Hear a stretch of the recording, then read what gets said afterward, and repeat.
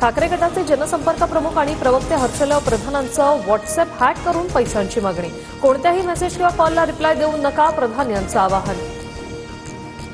व्हिसाधारकांच्या बालकांना थेट अमेरिकेचं नागरिकत्व नाही, डोनाल्ड ट्रम्प यांचा मोठा निर्णय। अमेरिकेत आता तृतीयपंथीयांनाही मान्यता नसणार। बोगस अर्ज आणि गैरव्यवहारांमुळे 1 रुपयातील पीक विमा योजना बंद करा, समितीची सरकारला शिफारस। तर पीक विमा योजनेचा निर्णय कॅबिनेटमध्ये होणार, माणिकराव पोकाटेंची माहिती। धाराशिवमध्ये बोगस पीक विमा घोटाळा, 565 शेतकरी दोषी। जिल्हाधिकारी डॉ. सचिन ओंबास यांचा पोलीस अधीक्षकांकडे अहवाल। पुण्यात गुइलेन-बॅरे सिंड्रोमचे 22 संशयित रुग्णांचे नमुने आयसीएमआर एनआयव्हीकडे तपासासाठी पाठवले।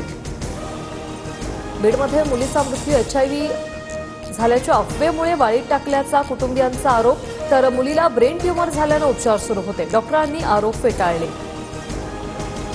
ज्योतिबा डोंगरावरील प्रसादाच्या कुंडात ब्लेड, संबंधित दुकानदारावर कारवाई करण्याची मागणी।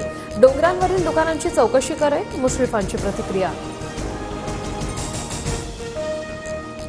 माडाच्या 2264 घरांसाठी फेब्रुवारीत सोडत लवकरच सोडतीची नवीन तारीख मंडळ जाहीर करणार।